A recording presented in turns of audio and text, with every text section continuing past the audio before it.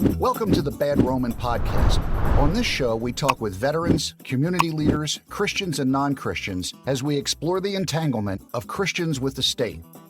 The Bad Roman Project was created out of the firm belief that as Christians, we are called to follow Christ, not the state. Here is your host, Craig Hargis. Hey folks, during the course of this project, we get episode requests from listeners, which we absolutely love and appreciate the listener engagement in that regard. We do our best to fulfill all these requests as quickly as possible, and sometimes it takes longer than we would like, and today's episode is no exception. I have Bad Roman contributor Ian Minielly back on the show, and also Darren Freidinger, who actually suggested today's topic. Today we're going to discuss the foster care system. Right. Would rather serve God than serve Caesar, you feel me? Right. I'm just trying to live what he said. I'm just trying to live what he said. I ain't scared, I will take one to the head. Go ahead. So it's safe to say that I'm bad. So it's safe to say that I'm bad. So it's safe to say that I'm bad. Ian, how are you doing? I'm doing well. I'm happy to be back on. Yeah, we had a fantastic conversation last time around about the article you wrote for our blog. It was a really good conversation. We had fun with that one, I think. I did. I hope you did as well. I did, and I'm hoping that this next one gets a lot of traction as well. Yeah, I think it will. We got some good feedback on that article. We got some really good feedback on it. I appreciate you taking the time to help us and contribute to the project. Darren, you're new to the show, so why don't you give us a little background of yourself so the listeners can be familiar with you? Sure. I appreciate the opportunity. Thank you. My name is Darren Freidinger. Like you said, I'm married, been married for almost 19 years, got 2 adopted daughters, and we're currently fostering 3 other kids currently. So that's the size of our family. I'm from Illinois, born and raised here for the most part. Moved around a few different places. We can get into some of that as we get into the show, as that's helped shape my worldview quite a bit, actually, the places I've been and things I've gotten involved with. But glad to be here, and I love what you're doing with the Bad Roman Project. It's near and dear to my heart because I think your story pretty well mirrors mine, Craig, as far as when I got into this and how I got into this with the 2016 election and all of that. So it's really interesting talking to folks on this show that how close all of our stories really are when it comes to like becoming an anarchist and what path we took to become an anarchist. And I love hearing these stories from folks because it reinforces what I believe. Like when I first came to this understanding, I thought I was alone, man. And I talk about it on the show all the time. I thought I was running around by myself, like I just discovered something new that I need to run out and tell everybody about. Well, it turns out there's a bunch of us out there, but I think we're good. I think we're growing. I think there's more and more people kind of latching on to what we're talking about. And they want to understand now. Other people are like, y'all are a bunch of lunatics. Y'all are crazy. But when you say no king but Christ, I mean, there really is no king but Christ, and that's what we're talking about. It's not even so much about being an anarchist. It's just we have one true king, and that's who we follow, and that's our leader. You hear some anarchists say, God's no rulers, no masters. I'm like, well, you can say that all you want, but you're going to push a lot of Christians away saying that because we do have a ruler, we do have a king. We're not going to back down from that, and I hope other anarchists that are secular that they will start understanding that better on our end because we're your ally. We're with you, when it comes to the state. We don't need to be fighting about this. Yeah, exactly. But this show is happening because you sent us a message wanting to talk about this topic. And anybody listening, if you send us a topic, I'm probably going to rope you into coming on the show and talking about this. So just be fair warned because I'll get you on the show and we're going to talk about it. If you want to talk about it, something about it, I'm going to get you on the show and we're going to talk about it. But why don't you start, Darren, and tell us kind of your experience with this, and we'll get it, because I'm very ignorant to this topic, but I think it's an important topic that we need to have a discussion we need to have because it's not talked about that I'm aware of, unless it's among y'all circles. Y'all probably talk about it with other folks that are familiar with it more, but people like me that don't know anything about it, I don't have any children, but I've adopted 3 cats. So I don't think that's quite the same, but I'd like to think it's not the same, but yeah, I can understand that. I tried to adopt a cat one time. There's so much red tape you got to go through just to adopt a cat. I'm like, come on, man, these are homeless cats. You want them running around on the street? I'm trying to give them a home. What's the problem here? Yes, I could give you stories on the pet adoption side too, but Well, let's focus on the kids here. I talk about my cats enough. yes, I can understand that. So okay, but no, yeah, I appreciate the opportunity, and a lot of this I kind of came into it. I won't say being drugged, but my wife had definitely had a heart for this. I won't say before I did, but I'd say she kind of drugged me into this and to considering adoption and foster that kind of thing. And not to get into the, as they call it, gory details of my life too much, but we were unable to have kids, or it would have been very, it would have required almost a miracle of God for us to have kids biologically. And we tried some avenues to make that happen, and it didn't happen. And we decided early on that we weren't going to go the in vitro route, that kind of thing. So we looked real seriously at adoption. And at the time, we were living in North Carolina, and we both knew that that was fairly temporary. So we decided to wait to get into the foster care adoption side of things till we moved back to Illinois, where I'm from originally, and where I met my wife, and she had been living. So we all had my whole family was in about a 40-minute drive of each other in the Central Illinois area. A lot of my wife's family's in the same general area as well, so we knew we were going to come back to that area. So we waited, moved back, ended up getting licensed through Catholic Charities, which is one of the bigger foster adoption agencies. State by state, I think it's pretty big in all 50 states, but I know it varies. Each state has their own agencies, and the popularity of each is different. But got into it with the intent that we wanted to adopt. There's different levels that you can get into. You get into traditional foster care, where you're truly just being a place for the kids to be raised until their parents can be meet the necessary minimum requirements for them to get their kids back according to what the state guidelines are. We weren't prepared to do that yet. We wanted to be fully adoptive parents, and so you can stipulate that you want only at-risk kids, which is basically kids for which their parents have had their rights terminated already, or their case is at the point where they are at risk of that happening. It basically means that those kids have been in the system for quite a while, or there's a very special case, whether that's abuse or whatever. I mean, there's dozens of special cases, that kind of thing that you can get involved with. But so we had a couple of girls placed with us. They were 6 years old and 4 years old at the time, and we ended up having them placed with us, having them be with us for about 9 months before we were able to officially adopt them. That was in 2009, and we learned a lot in that process, especially going through Catholic Charities versus being licensed strictly through, in Illinois, it's called the Department of Children and Family Services, DCFS for short.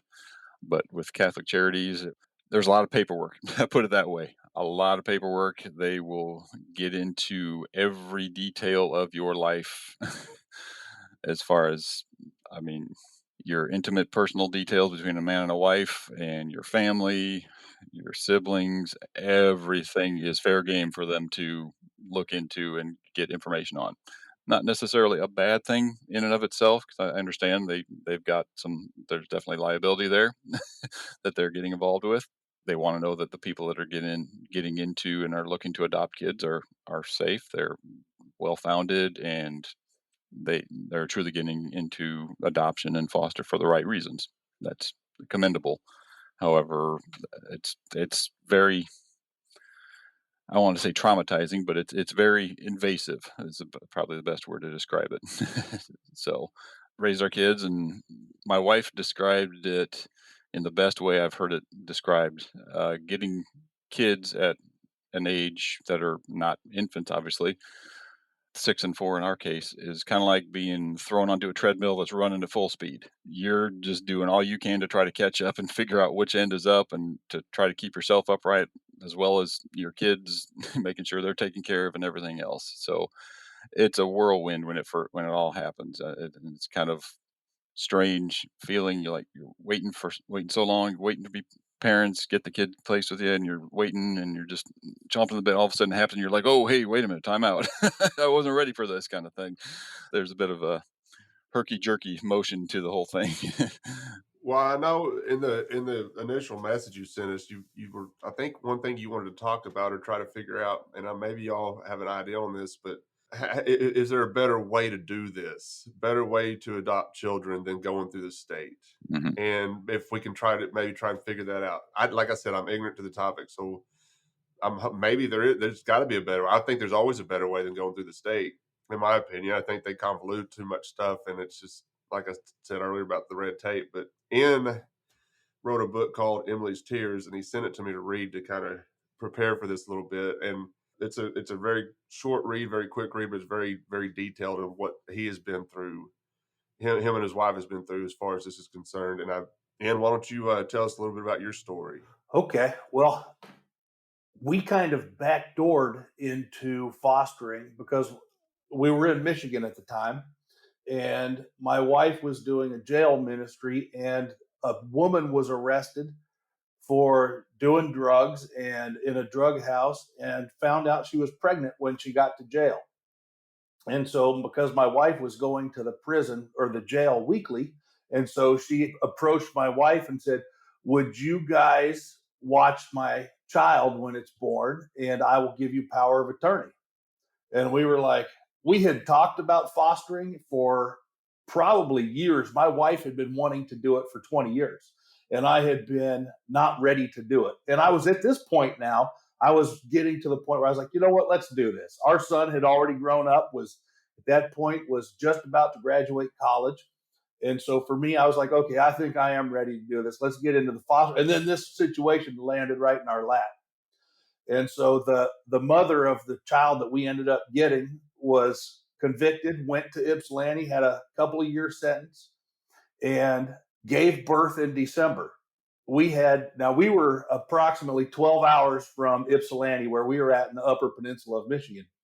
And so we knew that they couldn't tell us when she was going into labor and going to the hospital because she was a prisoner. And so some kind of a person, like a guard, kind of let us know, dropped a hint that you're going to be getting a phone call here shortly to come pick up a package. And so this was the middle of December, and we got that phone call.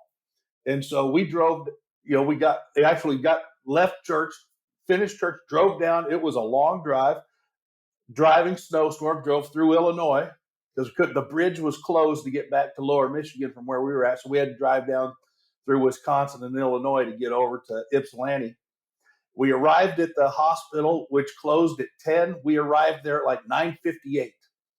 So I sprinted into the hospital to grab the doors before they locked, and then my wife came in behind me. We meandered our way up to where the baby was, and we walk in there, and the floors are dark because it's past visiting hours. There's nobody there except the patients and the nurses. And so we walk in, and I don't remember what floor it was, and there's this dark room and a baby just sitting in a box in this room. And we're like, well, that's clearly got to be her. And there's some nurses at the nursing station, and we gave who we were. And they're like, yeah, you can't. And they're like, she's right there. And we had no paperwork. We had nothing. And they're like, yeah, that's her. And we're like, do you have any, formula, anything? And so they had some stuff on hand they gave to us. And we had friends that didn't live far from there. And so we grabbed this child and walked out. And as we're walking out of the hospital, I said to my wife, I was like, it feels like we're kidnapping a baby. Yes. Because we just showed up with nothing. And we're walking out with a baby. And so we get her in the car, and, we had got a car seat and everything. And we go to our friend's house that lives nearby, and we stayed there for 2 days to try and just, get her ready and acclimated before heading back. And I want to say it was when we were returning back home, we received a phone call from the Upper Peninsula in our area code up there. And it was a DHS worker saying, "Do you have a baby?" And we were like, "Yes, we do."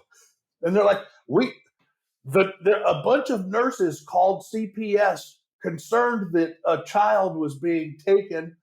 And I was like, yes, we did. We took her. We have power of attorney, but we didn't even I don't know that we had the paperwork for it.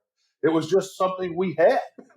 And so he's like, well, I'm going to need to talk to you guys when you get back into town. And so we set up an arrangement, and we went and I think he came to our house, and the power of attorney was sufficient. We were able to keep the child with power of attorney.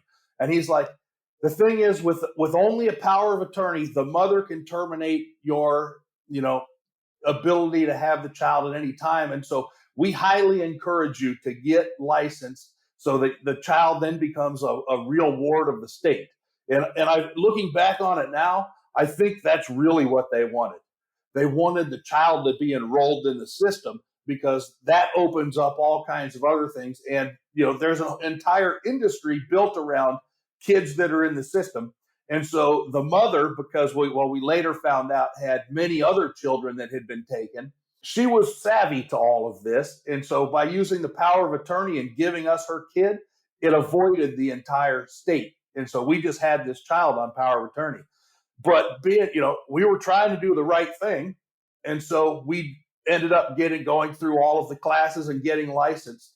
And that took, it takes a while to go through, and it's just as invasive. We went through the state, and it's just as terrible as and here's the thing, Craig, your question about how can we do it better? Well, we can't do it better as long as the government controls it from top to bottom, because they have created and made it such a mess that it is.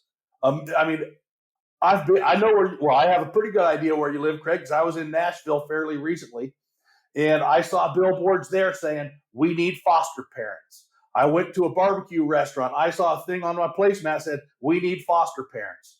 I drive through Virginia, where we're living now. I see billboards all over. We need foster parents. Why? Because they abuse foster parents. And foster parents, once you get licensed and get kids and are in on the system, you really see the inside of the belly of the beast. And many foster parents who do it for the right reasons end up leaving it because they don't want to be a part of it anymore and part of hurting kids when they're trying to help them.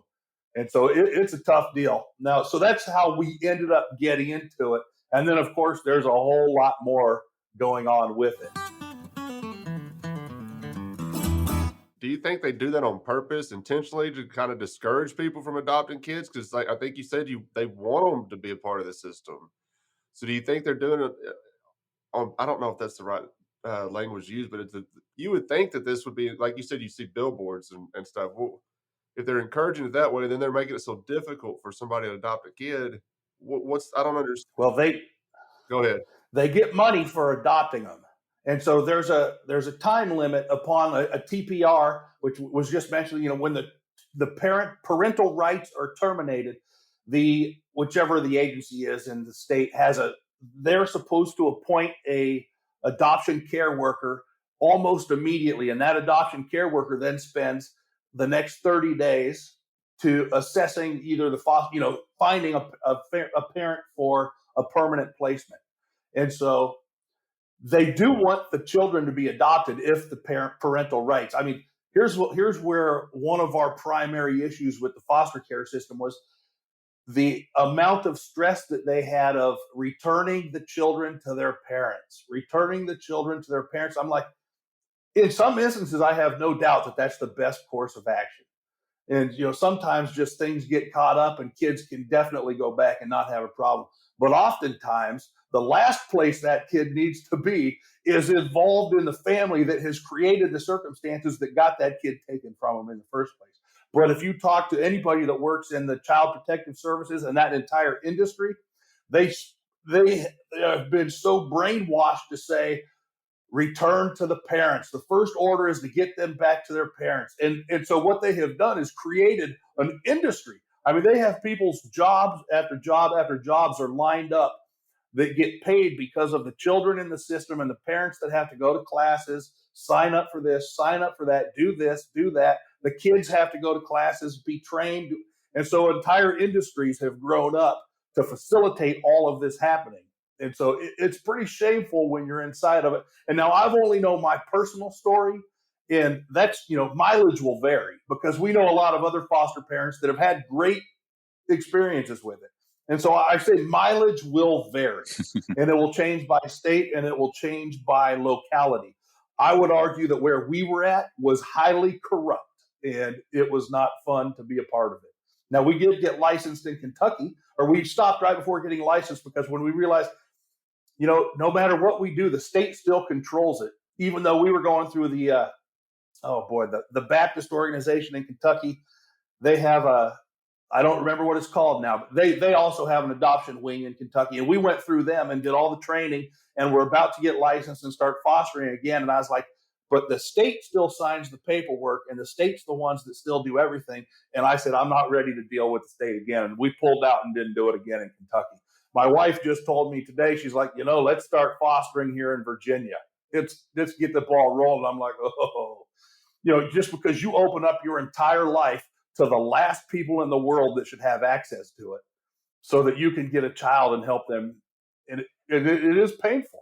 I can only imagine. Have you guys ever seen the movie Instant Family? Yes, I have. No. It's got Mark Wahlberg. I had never heard of it, never knew anything about it, but I tend to fall asleep with my TV on, and I woke up Friday afternoon, and there was a movie playing, and I'm going through my phone checking messages and stuff, and I can hear it, but I'm not really paying attention. But about halfway through it, I start paying attention to it. It's kind of funny this show was on leading into this conversation today, but it ended up being a really sweet ending to the story. But they had these three kids, and then the mother ended up getting clean off of drugs and wanted the children back. The oldest daughter wanted to go back to the mom. The other two younger kids didn't want to go. They wanted to stay with their foster parents. And the judge ended up ruling in favor of the mom. And then on the day that they were coming to pick the kids up to bring them back to the mom decided she didn't want to do it anymore. She couldn't do it. She felt like she was being forced into it, like she couldn't handle it. And the two caseworkers that were involved, they said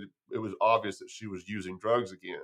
She told the daughter that, and it freaked the daughter out. But I don't know if that's an experience that you guys have dealt with, because you spend so much time with these children, and invest in your lives with these children, and then all of a sudden the state can come in and be like, no, we're taking them back. It just seems really, really, really sad that they have that kind of power to. I mean, that can't be good on the kids either. I mean, I'm sure it's hard on the foster parents and and the original family as well. But I can only imagine what it's doing to the children. You're being tossed around like that. I mean, that could screw a kid up pretty easily, I would think. Yeah, that movie you're speaking of, Instant Family, they do a good job of showing the roller coaster of emotions and just the utter turmoil that you go into when you get into foster care and adoption. There were some liberties taken with the movie, as you might imagine there would be, but it did a really good job of showing that. And as anarchists or voluntarists, the idea of the state coming in and taking kids from families is abhorrent to me. It just sets my teeth on edge to think about it. But at the same time, I know we live in the real world, and it exists now, and so there's got to be my view on it is, yeah, I agree with everything you said, Ian. There's definitely abuses, and it's horrible in some cases what goes on, and and as far as I know, that may be the norm. Our experience has been pretty good, actually. The people we've had to work with have been really good. All that being said, though, if there's a way we can get away from the state doing this, I'm all for it. And I know there are some private organizations that do some work, and I'm an analytical person by nature, and so I like to look at things like, okay, well, how can we fix this? Because this is not working. What they're doing now, it's coming in after the fact. You take example of kids are abused by the family. State comes in, pulls the kids out after an investigation, presumably, and places them with a family. Okay, my mind is like, okay, well, how do we stop that from happening to begin with? And that's what I don't know. Short of, I mean, it's got to be community based, because obviously, a collective or a top down type of scenario like we've got now is not helping, because you can't blanketly apply anything and have it work in every case. So it's got to be locality or individual basis type of solutions. And I don't know what that looks like. Well, let me ask you something then, because you said there's private organizations that you can adopt through. Is that separate from the state, or is the state still involved with that in some fashion? If it's going to adoption, it's always going to involve the state, because you're talking with legal documents, and you're basically saying, okay, now this kid is mine. So it's going to have to go through the court system at some point, no matter what. The organization I'm thinking of, I believe, is called Safe Families, and it's basically a system or organization where families that know they are struggling and having issues with their kids, and it could be anywhere from faced with abuse or neglect or whatever it may be, but the family themselves know that they're being overwhelmed, whether it's resulting from loss of job or whatever it may be, death in the family. They come to this organization and say, "I need help," and there are families within that organization that are willing to come in and even take the kids for a while and help them bridge the time where they need to get back on their feet. And the state is not involved in any way. It's a charitable organization, basically, is what it is. And I love that concept. The only issue I see with it is it's, as far as I know, it's all pretty much through churches or local places like that, houses of worship, and that right there is gonna, I think, automatically eliminate some of the people who need this kind of care the worst from even setting foot in the door of a church. So I don't know how to bridge that gap. One of the challenges, and I don't have an answer for what you're describing there. That I'm my wife and I talk about this all the time. One of the issues is by the time you get to foster care or parents that are struggling and kids, you are so far down the line Hmm. of where things, it's not, this didn't just happen. It wasn't the Beaver Clan. And then, the next day, all of a sudden it became, insert bad family. There was struggles that have gone on. And so at any time during any of those struggles, decisions were being made, bad, bad, bad, bad, bad. And then eventually it blows up to the point that this happens. Yep. And that's where the state gets involved. So I'm thinking we have to get further upstream, because if we can somehow get upstream where there are, and obviously churches are going to always be involved in this kind of stuff, but upstream where you can, and some of this is what circumstances are the two people that have brought this child into the world? Are they married? Are they working? Are there classes, better parenting classes? Did they even contemplate anything before they just got married? Or did they, put the cart before the horse, got pregnant and then got married, and then figure out, were they 18 and 20 and just didn't have very good jobs? And we're like, there's just so many things. And then when you throw in, generational abuse. And so my wife worked as a director of families in a pregnancy center.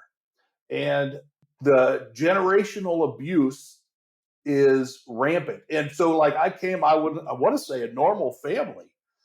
And I never considered the types of things that happen in the world. And the end result of that is there's going to be children that leave that family, and they leave them. And it's not that, they're so far behind the eight ball, and it's not those kids' fault. Hmm. I mean, they're behind that eight ball. They've seen more things than most of us will ever see. They've experienced things that most of us, hopefully never experience. And then they get ripped out of the one thing they do know, which is that dysfunction, Hmm. and inserted into, another dysfunction, because we're all dysfunctional. Yes. Some of us are slightly better at dysfunction, but we're all dysfunctional. Yes. And so then they get put in that other family. And they've got to accommodate that, and the other family's trying to accommodate them. And so by the time we get to that, it's like, man, it's already too late. And here's the bummer of it. So when I was working for a newspaper up in Michigan, I signed up for all the feeds from the state government. The end result of almost every single person that touched Michigan foster care was within 2 to 3 years of graduating high school, if they graduated, they ended up being wards of the state in the prison system. And there's just a pipeline of going straight through foster care and into prison, and it's not because those kids are failures. It's they've experienced trauma that they can't recover from in a simple manner. And foster parents, like Darren and his wife, they're doing everything they can. We were doing everything we could, but some of those things are really hard to overcome. And so it's just, I have to go into, I don't want to start evangelizing and talking about scripture and things and marriages, but we got to get in front of it to try and get any help. And even though there's always going to be broken families. So yeah, it's a tough deal. Yeah, it definitely is, and that's one of the things to kind of tie this into a subject that I know a lot of your recent episodes, Craig, have been about is how the church is not stepping up and being the church. I mean, one of the biggest things you can do to show that you are a follower of Jesus is loving widows and orphans. Well, foster care, you're dealing right with the orphans in a manner of speaking, at least. And I think the church as a whole, and I'm generalizing here, so my local congregation I go to, I'm not calling anyone out specifically, but as a whole, the church has done a horrible job of getting involved in this. There are some congregations, some churches that I know, even in our local area, that are fantastic about having an adoption and foster care ministry, where anyone who's at all interested, they have resources to go to and say, okay, yeah, here we can help you. Here's where you start. Here's what you here this support group here can give you all sorts of information, that kind of stuff. And even in our little town here, I live in a town of 2,000 people, and we've got a really good network of foster families, adoptive families, families that have done it in the past and are no longer doing it but are still willing to help and support. That is what foster families need, that are going to get involved in this, because it's not something you just get into. You mentioned, Ian, earlier about the training and the classes and stuff that you have to go through to get foster licensed. Even in Illinois, I know it's a 9-week class, plus there's a bunch of online training you have to do in addition to that. It's not fun, but you got to do it. And so you need support, and it actually does a really good job of preparing you, or giving you things to think about as you're getting into this, to prepare yourself for, because these kids have been the subject in a lot of cases of trauma. Even if they hadn't been born yet when the trauma occurred, it still affects their development and just their being, and that's going to cause issues regardless of anything else. They're already starting, as you said, being behind the 8 ball. I have a great story of what happened when we picked up. Like I said, we knew friends that were down there.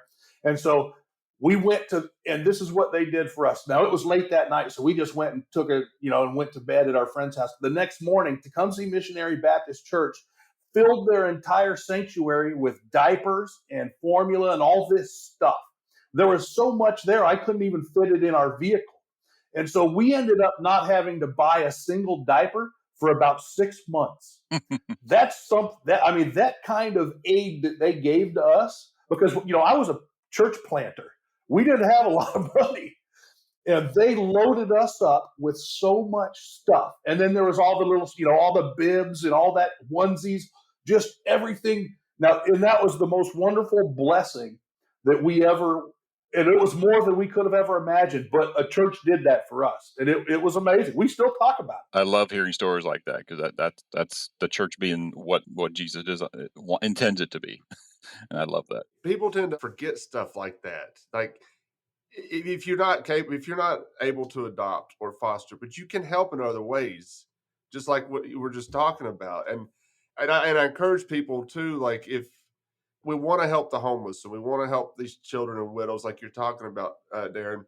But if you can't physically do it, you can do other things. You can give to these people. You can feed these people in a way. You might not be able to take them into your home, but you can feed them or clothe them, or buy their kids some diapers. It doesn't seem like much, but like Ian just said, they didn't buy a diaper for 6 months. You can be helping. You can be Mm-hmm. a Christian and following Christ and doing what Christ instructed us to do by helping. And it may seem so small by buying a bag of diapers, but it's not. It's stuff like that people. I hope people start understanding that better. So you can help, even if it seems daunting to go out and help these folks. Give them something. Buy them some diapers. Buy them some formula. Buy them some baby food. Something. And I think that goes a long way in probably helping this situation get better. Yes. If people know that they have that kind of support, that they're going to be more encouraged to adopt children. If they know they can count on the church, like you were talking about, Darren, the church is, I'm hard on the church. I'm hard on the church on this show. So, but if they know that they're getting that kind of support from the church, like they're supposed to be getting from the church, then they're probably going to be more apt to go and adopt a child and take care of this child if they can open up their home to a child. Yes, definitely. And another way, speaking for people that are in the midst of the chaos, there's nothing a lot of us would like better than just to have a couple hours to ourselves. So just offer babysitting services. Just take the kids to the park for the family, or somebody something as simple as that will resonate with people so much. Yeah, and it really encourages them. I think it encourages it's encouraging to people, and Yes, we need that. Maybe that's what we need to start doing is encouraging people to do this. Even if the state's gonna be involved with it, these kids need homes. yes, Hey folks, Craig here, and I'd like to let y'all know we are always looking for writers to contribute to our blog. I don't care if you have any experience or not. 2 or 3 of our contributors had no prior experience writing, and it turns out they have a real knack for it. Our project coordinator helps them put the articles together, and she publishes them on our website and Facebook page, and you will also have the option to come on the show and go more in depth about your article. And send us an email at thebadromanpodcast@gmail.com. We're having a blast with this project, and we would love for you to join us in helping promote it. Now back to the show. The funny part about the state involvement is they even vet those people that will watch your foster child. You can't just like give your foster child to, your uncle. They want to know who that person is, and then they do a background check and they look at them. And so that dissuades people from wanting to be further involved. And so it is a challenge. There's so many hurdles that get put in place of doing this well because the state's involved. And so we have to get the state out of it, because with the state involvement, it can't be done correctly. And you've got all these urchins that just suck onto it, and they're just bleeding this system because they get more money. I went to court for a month, or every month for 17 months, and the judge said at every single one of the hearings, we want to make sure that she's not on the county rolls. We want her on the state rolls. And that was his biggest thing. And so, I'm just one person. There was a string of people that came in and out of there, and his primary goal is to keep kids off of the county rolls so that it wouldn't be on the municipal, the local budget. Well, do you think he's actually going to preside over cases in a proper manner if that's what he's focused on? It would just burn me up, because I would sit there and I'm like, he's not taking into consideration what's best for this kid. He's only focused on the dollars and cents and how he can send the bill to somebody else instead of have it signed here. And it was a problem. And I'm confident that was part of the reason why the girl that we had from birth to 17 months was given to an aunt in another state, because the minute she was given to another state to adopt, she was off Michigan's rolls. Gone. They didn't have to worry about her anymore. Whereas we were in Michigan. And so even though we were going to adopt her and we wouldn't have had her on Medicaid, we would have had her on my insurance. They still didn't want her on the rolls because she'd always been, that label of a foster kid. And she would have been able to get into college and do all these things in Michigan because she was a foster kid. But when they sent her to a relative in Oregon, all that was gone. yeah. There's definitely abuses in that, and it drives me crazy, some of the bureaucracy and red tape and everything involved, and just things of that nature. Where, like you said, Ian, they're more worried about what it looks like on the books than it is about doing what's right for the kids. I do want to have a point of clarification there. At least where we're at in our state, you actually don't have to be background checked or anything if you want to babysit the kids. For us, at least, I like you said, that varies state by state. If you want to do overnight or beyond, I can't remember the time limit. It might be 8 hours or something like that. If you're going to be watching the kids, then you're right, they do need to be background checked, which adds a whole other level of complexity of who you can drop your kids off with. Right. Well, how do they know if you're going to drop your kids off with somebody? I mean, do they got somebody watching you constantly, knowing where you're taking these kids to? Or I mean, No, I mean, yeah, you could probably get away with it if you wanted to leave them somewhere and not have them be a prey. But are you running the risk of losing your children if you do this? If you don't go by their rules? exactly.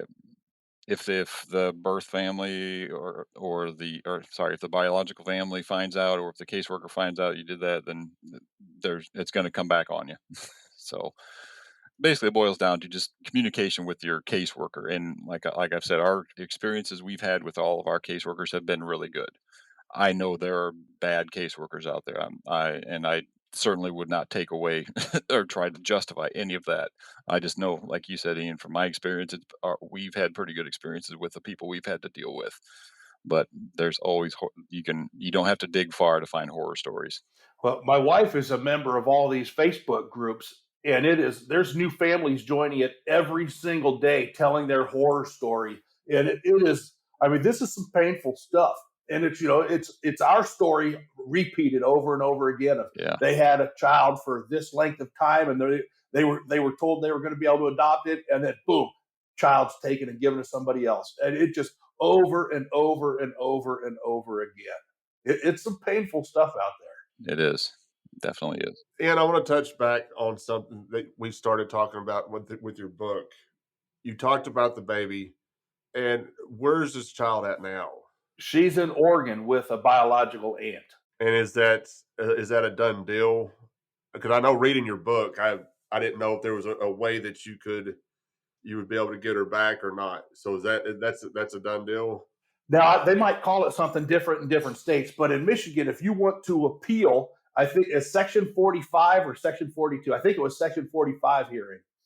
And the beauty of that is you have a very narrow window to file your appeal on a decision. Now, the kid's already gone. They took our girl and flew her. They told us, you get 1 hour to see her because she's flying to Oregon tomorrow. And then I was like, what? And she was gone. And so then we're looking, okay, and they're saying, but you can always appeal. That was a big thing throughout the training and then the 17 months. They always said, well, you can always appeal if something happens. Try to appeal.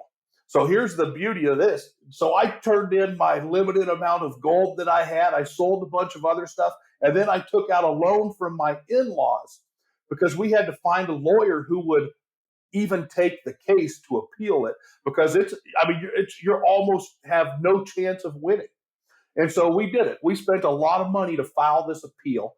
3 months later, we had the court date because it just kept slipping. And so by that time, she's now been gone for 5 months. We have our appeal. Her lawyer did a great job. The beauty of it, and so you have what in Michigan is called an MCI.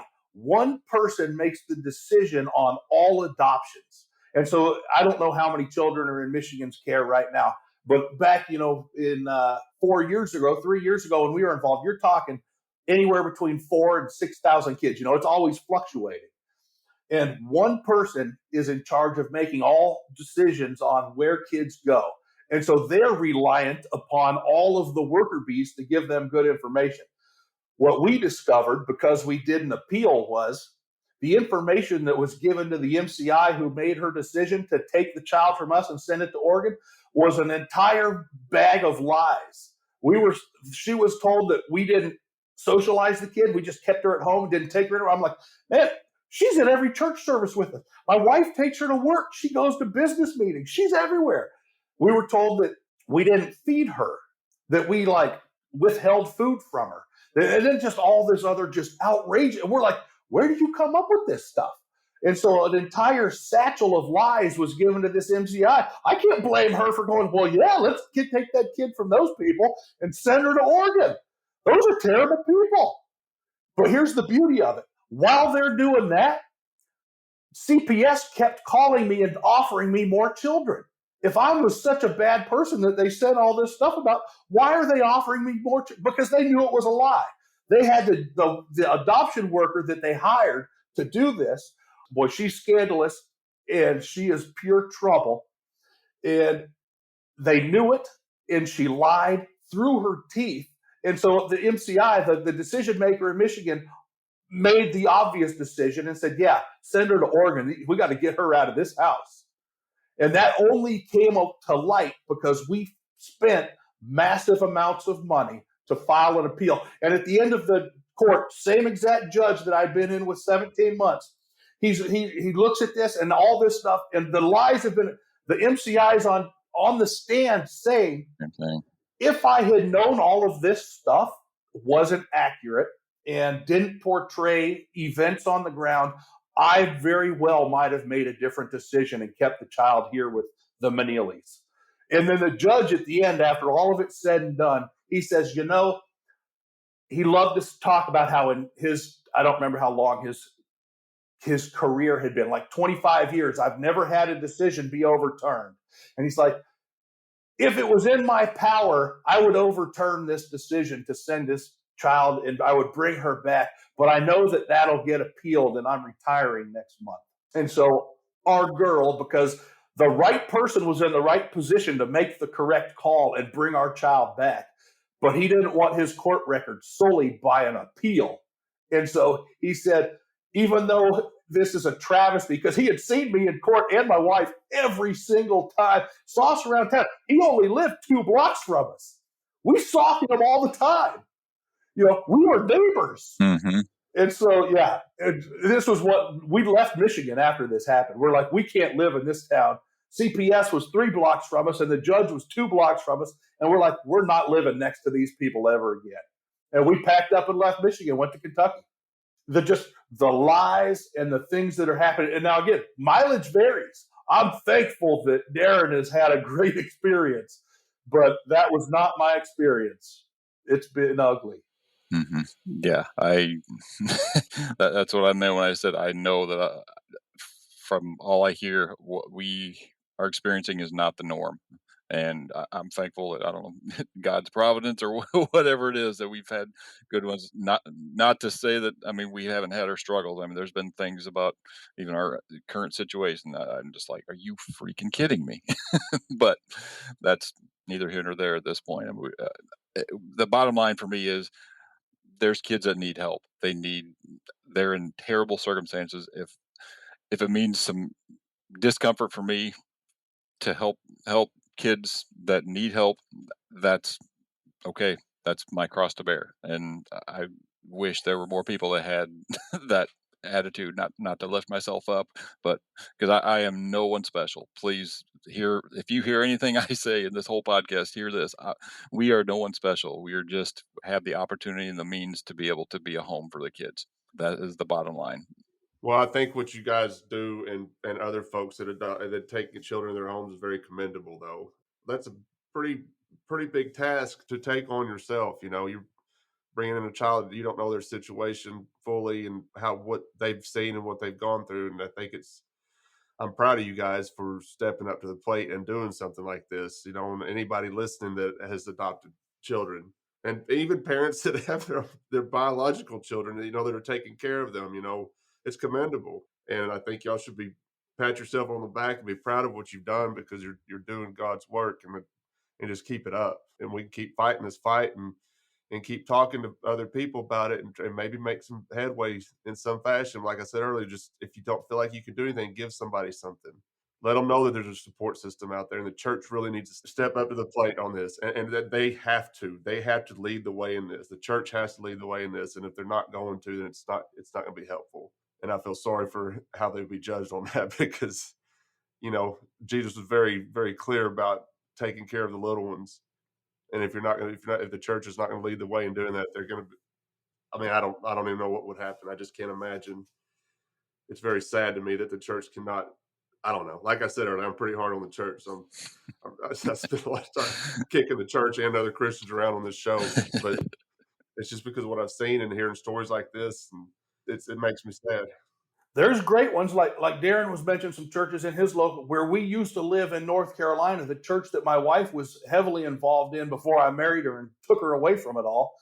They had a ministry where they used to go to the former Soviet states, and they adopted a lot of people in that church. And that's big money when you're talking about going overseas adoptions. Mm-hmm. And they adopted a lot of kids out of the former Soviet states and brought them back here. And I mean, so there are churches that are doing it, and that are doing it great. But for instance, at this last church I was at, when we first got here, I brought this topic to the floor and said, most of the members of the church were retired. I'm like, you got nothing but time. You've already done it. You can start getting and filling this gap, even though it's painful and it's hard. You can step up and fill this gap. You don't have to get an infant. There's 10-year-olds that need help. There's, who never gets fostered, who never gets adopted? The 16 and 17-year-old. Yep. Because they're already got one foot out the door. And so that's where my wife and I, she wants to stay with the youngsters. But I'm like, let's get some 16 and 17-year-olds and at least give them something where they have a place where they can say, you know what, it's Thanksgiving. I'm going to go back to what I call home. and have Thanksgiving with those guys. So that's my goal, is to introduce at least a little bit of normalcy in a sea of just craziness, because that's what a lot of these kids have, is craziness. And, we're by far from perfect. Don't get me wrong, but we can at least, cook a turkey and do stuffing and have a great Thanksgiving every year. Yeah. Yep. Yeah. That's a good point. It's something I don't think people talk about either, is the older children that are not being adopted, And I'm not going to try and compare this to my cats, but that happens with cats too. People want a kitten instead of an adult cat when they adopt them. You know what I'm saying? Roger. So Kentucky had a good program where they had like a halfway house. I can't remember what they called it, when a kid hit 18 and they're no longer, many states, they're just kicking these guys out on the street, and they leave foster care system and they go to the homeless shelter, or they go start couch surfing.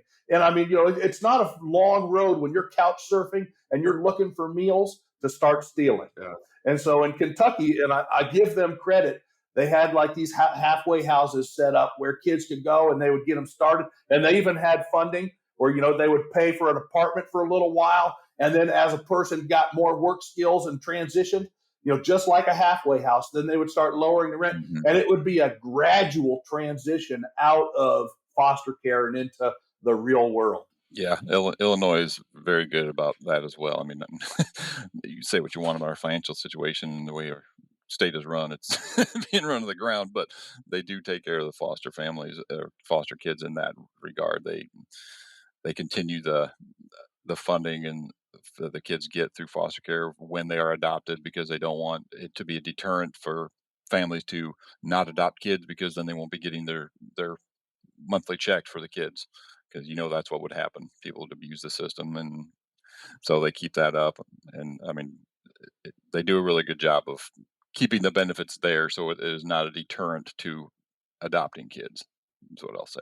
Well, let me ask you something, because you kind of brought it up, and before I let you go, I want to ask this, because I've heard of people taking in children into their homes, and they're only doing it because they're getting paid to do it. Like they're getting funded, they're getting paid to have these children in, and it's like they just recycle these children back into these homes.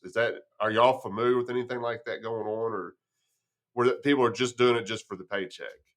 I know it goes on in our circles and the areas and the groups that I'm a part of. That's not what's happening, obviously. Otherwise, I would be stepping up and saying, "Hey, that's wrong, and you need to stop doing that kind of thing." Um, but at the same time, they're in dire need of people to have to become foster licensed, because it's a challenge they're having challenges even now placing infants.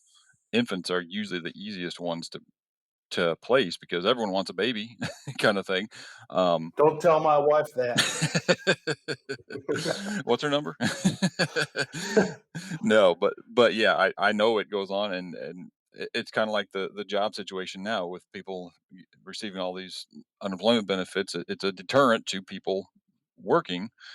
If you don't have enough families to be foster care, you're willing to take anybody, and so that's a system that's ripe for abuse and for situations like you brought up there, Craig. I was just kind of curious how prevalent it is, because I've just heard of it. I don't know anybody specific that's doing it. I've just heard stories, and I didn't know how widespread it is. Usually it's when stuff like that has happened, from what I know about the system. I don't know anyone personally who's done that, or any direct stories of anyone that has, but I know it is usually, when that happens, it's families that are just interested in fostering. They just want to get the check, raise the kids, spend as little as possible on them, and so they have money for whatever, and they're willing to take in as many as they can, as they physically are able to.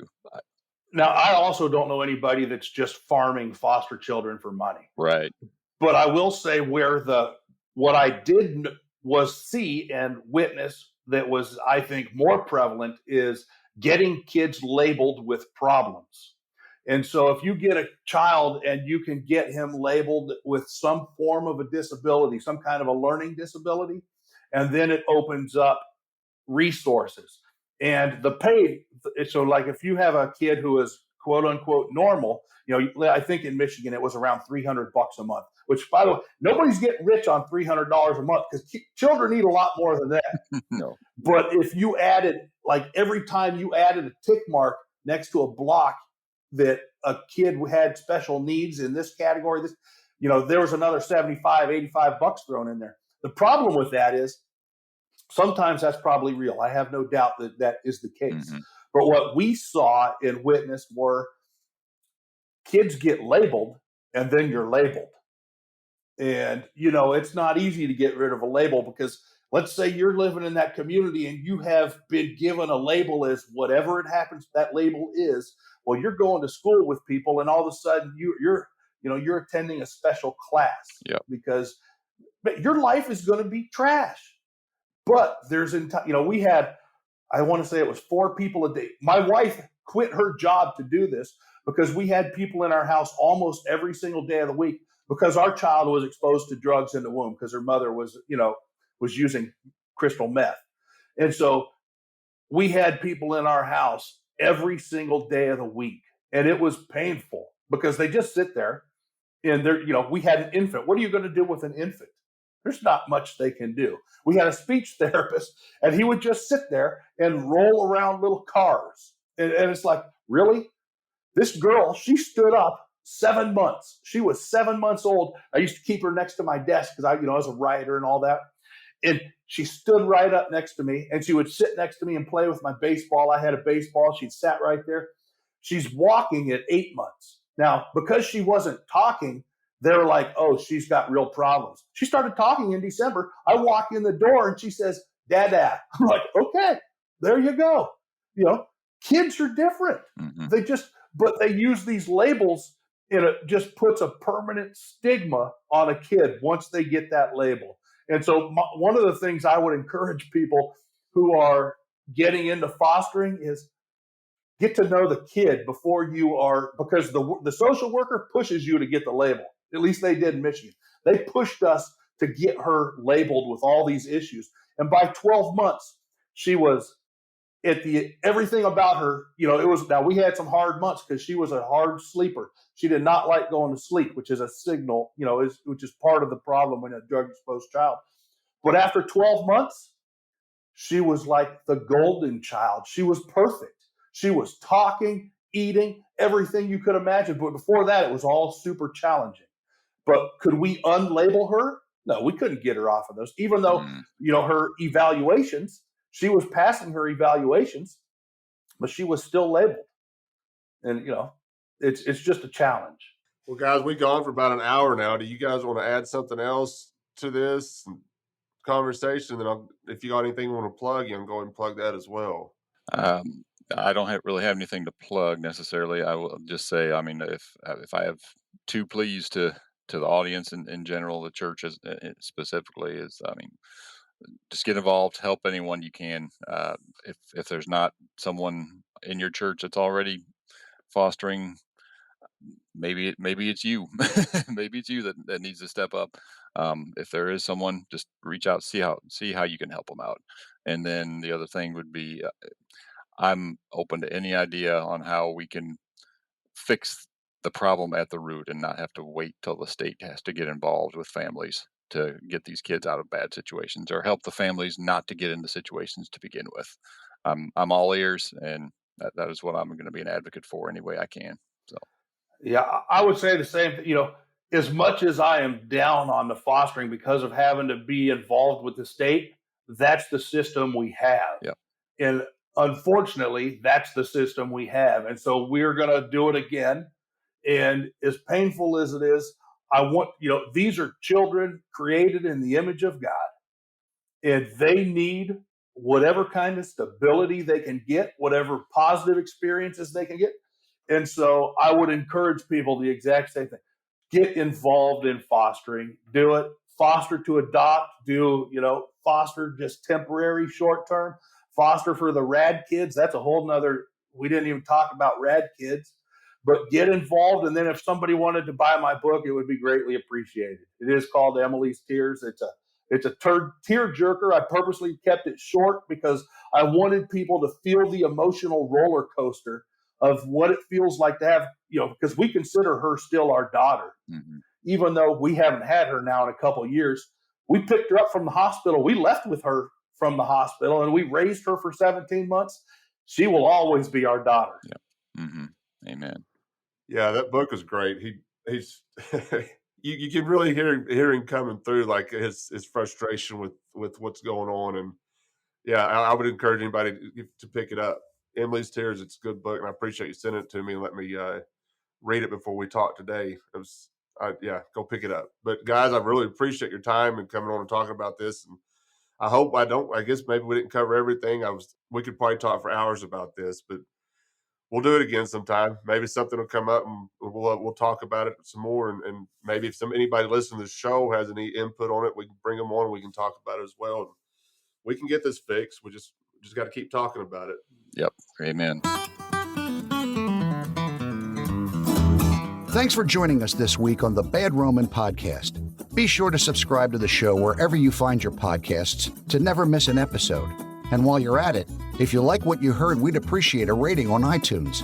Or if you'd simply tell a friend about the show, it really helps people find us. 100% of donations are given to local charities in Memphis, Tennessee. To learn more about the Bad Roman Project and to find show notes, please visit thebadroman.com.